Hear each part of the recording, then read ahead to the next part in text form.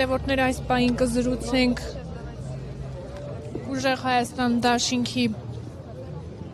առաջին համար Նարեկ Կարապետյանի հետ։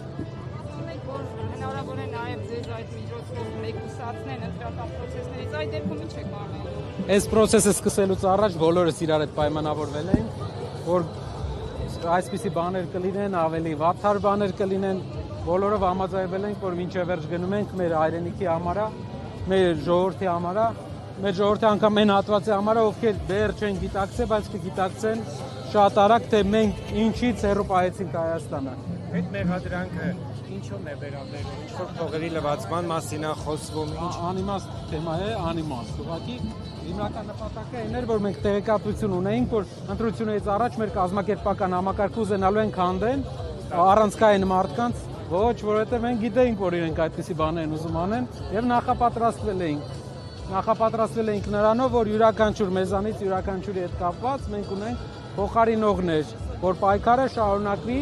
եւ մի քանի օր է մնացել մինչեւ հաղթական ավարտ։ Պարոն Կարապետյան, դուք սա որակում եք լինել չլինելու Հայաստանի խորհրդատվության պայքար եւ ասում եք այո, մենք զոհաբերությունների կգնանք, որպեսզի փրկենք ժողովրդին։ Բայց դրսում արևմտյան լրատվամիջոցներում այս պայքարը որակվում է ընդամենը Ռուսաստանի եւ Արևմուտքի պայքար, հակառուսական տրամադրությունների ներքո է ներկայացվում։ Ի վերջո, ի վիճակի կլինեք հաղթահարել այդ բարիերը, որ ստեղծվել է կոնսենսուսը, որ կա Արևմուտքի կողմից իշխանությունների նկատմամբ։ Գիտեք, այդ ով որ հայտարարում է իրենց համար կարևոր չէ, Հայաստան 100,000 ադրբեջանցի կապրի, 200,000 ադրբեջանցի կապրի, թե ով կապրի, իրենց համար կարևոր է ուղղակի ինչ որ ձևաչափով Հայաստանը հակադրել իրենց շահերի համար, բայց մեր համար կարևոր է, որտեղ այս վերջի տարածքն է մեր հայրենիքի, որ մնացել է հայկական եւ մենք պետք է չթողենք դուր բացվի։ Այս է տարբերությունը։ Ինչ վերաբերում է լինել չլինելը, մենք չենք ասում։ Սա կարևոր բան է։ Մենք ասում ենք Հայաստանի ձևաչափի փոփոխություն է տեղի ունենալու։ Հայաստանը տարիների ընթացքում առերեսվելու է, քիչ-քիչ նախիջևանացում է լինելու։ Այսինքն դուռն են, մենք կանգնում դուռը բացելու, որ դուռը չբացվի երկրի եւ մեր երկիրը мնա հայկական։ Господин Карапетян, как вы видите дальнейшие отношения с Россией, Арменией с Россией? На русском, на армянском. На русском, пожалуйста. Будут нормальные отношения в рамках наших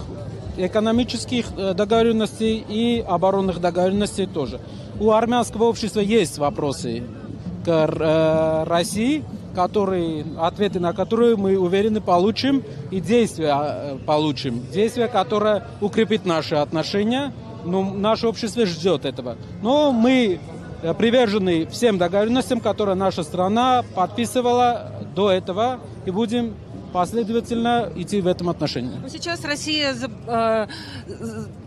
запретила экспорт практически всех армянских продуктов. Разве это союзническое отношение? Мы должны все сделать, чтобы отношения, охлаждения не было, чтобы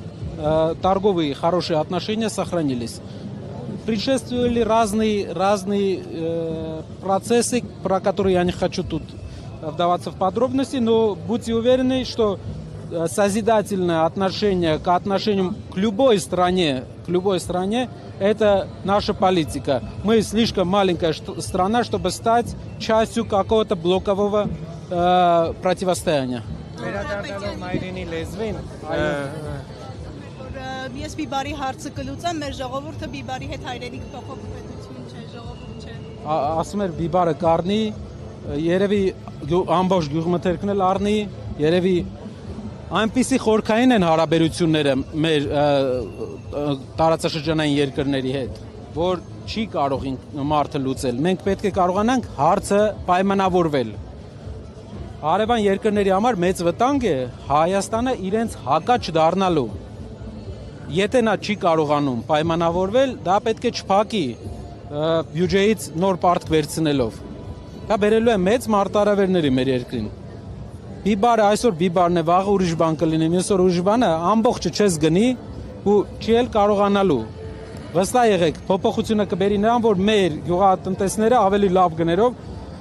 մթերման կանոնների միջոցով վաճառելու են։ Գները լավանալու են, այդքան էլ ճիշտ, մեր ջան։ Կարապետյան, տեսեք, քաղաքականությունը ոչինչ բացառել պետք չէ, դրական գործընթացներում առավել եւս։ Դուք քննարկել եք այնպիսի սցենար, որ եթե այնուամենայնիվ չհաջողվի միաձնակը լինի կամ ընդդիմություն միավորման պարագայում հասնել իշխանափոխության, մանդատներ վերցնել չվերցնելու հանգամանքը։ Ըստ եղել, մենք այս պայքարը սկսել ենք, որպես հասցնենք հաղթական ավարտին։ Այնուամենայնիվ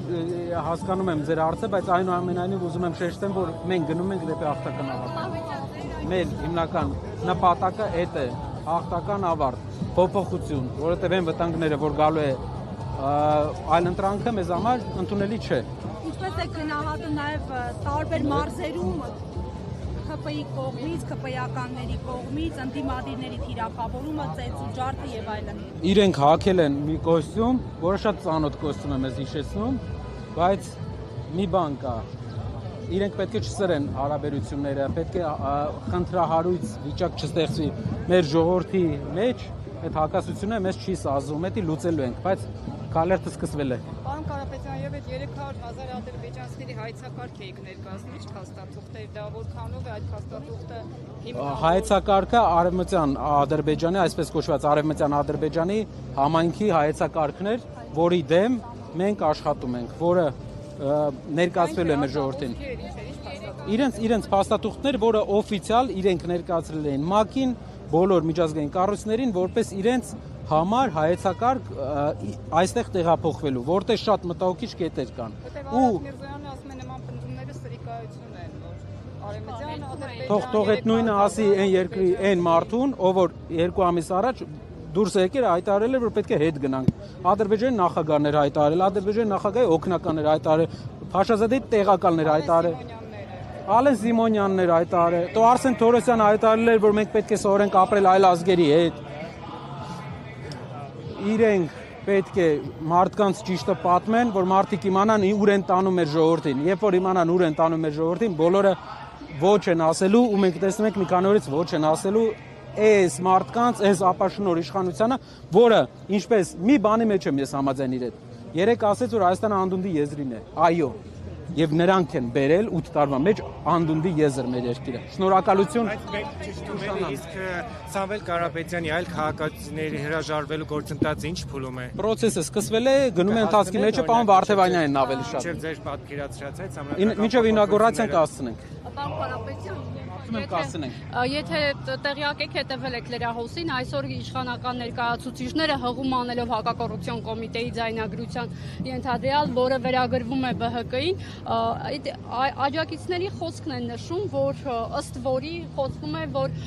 ընտրություններից հետո Ծառուկյանը, Կարապետյանը, Քոչարյանը միավորվելու են եւ ասում են, ահա հաստատվեց։ Դուք սա ինչպես եք մեկնաբանում։ Կարող են շատ գործակալներ ուղարկել, մեր ընկերները հարյուրավոր դեպքեր են ասում, եւ գործակալը գալիս եւ սադրում է ինչ որ խոսակցություն ու մարդկանց բան է անում։ Պրոցեսը իրենք ուզում են իրենց անկյունից ներկայացնել, ինչ պետք է ներկայացնեն։ Հո չեն ասի, որ երկիրը բերել են այսօրին, հո չեն ասի, որ տնտեսությունը լրիվ արտաքին պարտքի վրա են դրել։ Ինչ պետք է ասեն։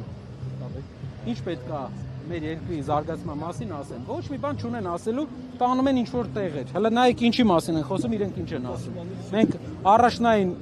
լրջագույն խնդիրներ ենք բարձրացնում, իրենք գնում են ինչ-որ մի